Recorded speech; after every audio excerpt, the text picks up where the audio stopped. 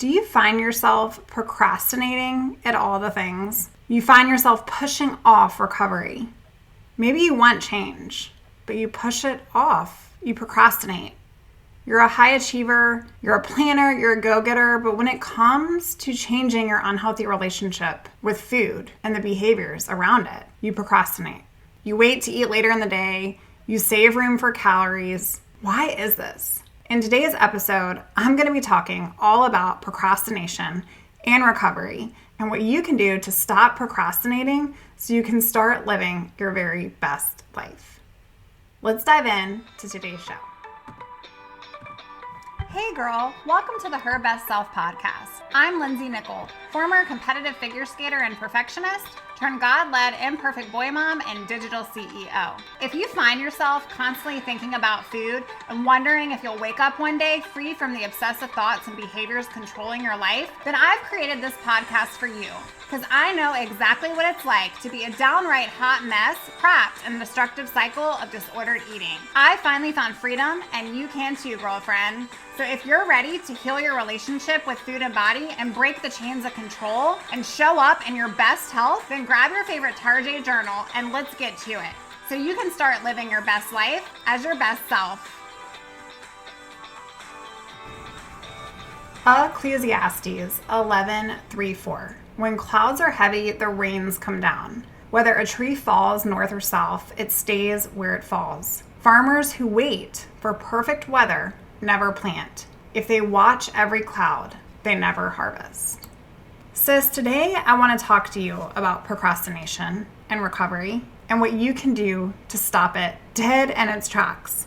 If you're finding yourself pushing off your recovery journey, maybe you started 3 steps forward, 2 steps backwards, and you keep saying it can wait till tomorrow. This is just too hard right now. This season of my life, it's just too much. I have too many other things that I need to be focusing on, and I promise I'll get to it, but just not today. Maybe you want change, but you procrastinate the actions that are actually going to get you changing. You're a high achiever, a planner, a go-getter. Believe me, I get you because I'm all those things too. But your current unhealthy and disordered eating behaviors are the opposite. You actually procrastinate, but you can be on top of other things in your life. Maybe you wait to eat later in the day. Maybe, like my previous journey, you saved room for all of the calories later in the day. Experts define procrastination as a self-defeating behavior. It is a pattern that is marked by short-term benefits and long-term cost. It's honestly normal for most people to put off the hard things from the top of their to-do list. But if you're finding yourself sabotaging your recovery or your desire to do the thing, your desire to change, then today's show is for you because I want you to understand why it is that you do what you do and you put off the thing and what you can do about it, because that's what's going to lead you to that transformation. Did you know that 20 to 30% of the population are actually chronic procrastinators? And even though putting things off until later seems like stress, people delay action now so that they can feel better in control now. And that means that they wait and wait and wait. And maybe you're a waiter, maybe you're a procrastinator. And while this makes some sense, procrastination actually leaves you in this unhealthy cycle, the cycle that drives stress, that creates even more anxiety, that creates self-doubt, that leaves you with that low confidence and that hopelessness. And if you're there, sis, I see you. I see you. But the truth is that procrastinating, it actually enforces the mindset that you just can't change, or you'll change tomorrow, or you'll change when the kids are in school, or you'll change when you feel like it, because guess what? You will always feel this way if you're always going to be tied to the beliefs that this is all you're ever going to be. And the real truth behind all of it, the real raw truth, is that you wouldn't procrastinate unless it gave you something. You wouldn't do it unless you got something from it. As humans, we don't do things without some sort of reward. And the first step to getting real with why you tend to procrastinate, whether that's in your recovery other things in your life, or putting off food, putting off meals, putting off changing your behaviors around food, is to peel back why you're putting off the thing. Why? For me, I was scared that if I ate earlier, I'd eat more. And truthfully, I was scared that I would be more hungry in the afternoon if I ate earlier in the morning. And what happened if I gained weight because then I ate more at night? I remember opening the fridge only to not know what to eat. But sis, I had just left the grocery store. I mean, my place was stocked full of snacks on snacks on snacks. And I still felt confused, overwhelmed, and like I just couldn't get it. And then I would put it off for tomorrow and put it off for the next day and put it off some more. But procrastinating at getting better, it actually allowed me to stay in a current comfort zone.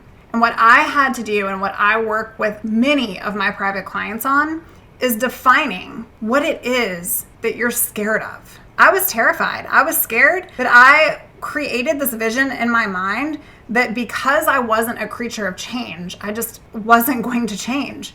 And so if I could procrastinate at the hard, if I could say I was confused, and if I could put it off tomorrow, then I wouldn't have to do it. I wouldn't have to face the fear and do it anyway. And I knew if I went all in, I'd actually have to go all in, because that's the type of person I am. But the longer you delay, the longer you get to sit in denial. I want you to hear it, friend. The longer you delay, the longer you get to sit in denial. I'll get to it when I get to it. Years, decades later, we're here. Why? Well, procrastination, it's a symptom of a feeling and an underlying belief. And understanding the different types of procrastination are so very important. You see, there's perfectionists, there's dreamers, there's blamers, there's overdoers. I had all these things. As a perfectionist, or recovered perfectionist, as I say now, I was scared to do recovery wrong. Maybe you're there too. I was scared. I knew if I was going to put this up against my own self and make it an accomplishment and something that I achieved, that I had to go all in, and I was terrified of doing it wrong. I wanted to do it right. I lived in that place of black and white thinking. That place of I can't fail for one day. I have to do it the way it needs to be done. I was also a dreamer, and I wanted so badly to find the destination of recovery, but I would think so long on the dream, and I would sit there so often that it was so big, and so I would never act. I talk about the blamer. I blamed others. I blamed my past. I blamed poor choices. I blamed myself, and I hung on to that lack of forgiveness, and that kept me in that place. It kept me procrastinating. And of course, I was an overdoer. I wanted to take on all the things. I wanted to heal every single thing that I did nothing because I became overwhelmed and there was too much anxiety around recovery for me. Yes, I wanted to eat earlier, and I wanted to make sure I was gaining weight in a healthy way, and I wanted to make sure I was taking supplements, and I wanted to make sure that I was attending all the groups, and I was talking to my therapist, and I was meeting with my dietitian, and I was doing all of the thinking models and the mindset work, and I was journaling, and I was practicing yoga. I mean, how exhausting does that sound? Especially when you're running on fumes and you're malnourished. But the good news is that even though procrastination led me down a long road of low self-esteem, a cycle of flipping mess, and poor impulse control, clinging to my eating disorder only for it to quicksand me deeper down into the pit, is that I realized that procrastination is learned. That's right, it's learned. And so it can be unlearned, just like these unhealthy coping mechanisms and behaviors that you are now doing to yourself with food. So the first thing you have to do to look at procrastination square in the face is to identify it. Identify the real reason that you may be putting the thing off. Identify it. Maybe you're scared to eat earlier because you're scared you're going to have to eat more for the day. What if that's not true? What if you need more? What if getting real and present? What if listening to your body? I mean, isn't that what you ultimately desire anyways? I want you to hold that reason captive. That why. Why are you putting the thing off? Because it feels hard? Life's hard. It wasn't meant to be easy. But you can create a new way. And then I want you to set some realistic expectations and tangible goals. For example, if you want to eat earlier in the day and you feel like it's just too hard because you're scared to death, can you eat 1 hour earlier? If you want to get away from counting calories, can you send somebody else to the grocery store so that you'll stop looking at labels to define your purchase? If you want to be able to feel more comfortable around choosing something to eat because half the time you feel like you're not even sure what to eat, what is normal eating anyway, come up with 5 go-tos you can constantly have available for you. Just so when it's your time to eat, you can go to those things.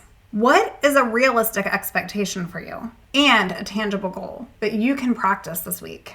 And then, and I'm underscoring then, get some accountability. I don't care if it's our private Facebook community because you are going to love it in there, Hope and Healing for Eating Disorder Recovery, or if you want to hire me as your eating disorder recovery coach, or if there's another coach you have in mind, just get some accountability. It is so important to talk to someone, to work with someone who has expertise in this field and who's walked the walk. Because procrastination, it's actually the cousin of fear. And when we feel anxiety around the thing, who wants to do the thing? Not me. I learned though, that in order to completely rid myself from the stuckness, from this feeling like I was never going to jump, this feeling that I just wanted relief, but it seemed so hard to get it, I learned I had to leap. I had to leap. I had to dive into the deep end. I had to do it. I had to just do it, as Nike says. And now, sis, I challenge myself to do the hard thing as the first thing. Every single day in my personal life, in my business, with my kids, with my family, and again, of course, obviously in my nutrition as I am recovered from my eating disorder, but continuously put the hard thing as the first thing. So I want to challenge you to do that today too. What is that thing that you've been putting off? What feels hard? What is that procrastination that's coming up for you? Is it because you're trying to be perfect? Is it because you're trying to take on too much? Is it because maybe you don't have boundaries to say no to others, so you constantly feel overwhelmed, like you're overdoing it? Or you're blaming your past or someone in your past or yourself? I heard this saying that procrastination is the assumption that God will allow you another opportunity tomorrow to do what he already gave you the time to do right now. And that hit me, and I hope it hits you today too. Because I want you to meet today's junk with today's strength, even if you don't have much of it. Later is too late. Stop putting off what you can do right now. One action after another is what's going to create momentum for you. That's what's going to create empowerment and confidence. But avoiding the hard, well, sis, that just creates more of it. That just creates more hard. So today, I hope if you take away something from the show, that you'll ask yourself, what am I putting off tomorrow that I can do right now? And why am I putting it off? Get real with you. Get some time to reflect with you. And if you need a helping hand guiding you along, I might just be your girl. You can come on out to lindsaynickel.com, fill out a client application. I'd love to work with you. I've got limited availability for 2024, but I've also brought on another eating disorder recovery coach, and I just can't wait for her to get some additional clients as well. So if you're looking for support, come on out. We can't wait to help you get there. You can do it, sis. Jump in the deep end. Just do it and challenge yourself to do the hard thing as the first thing. I'll talk to you real soon. Bye for now. Oh, friend, thank you so much for letting me share what was on my heart today. My hope for this podcast is to help more women find freedom from food and body. If this has empowered or blessed you, let me know. I'd be honored for your rating and review of my show, and I'd love to connect with you in my private Facebook community. You really can move from perfection to purpose. Let's break the chains together. I'll help navigate the way. Until next time, bye for now, girl.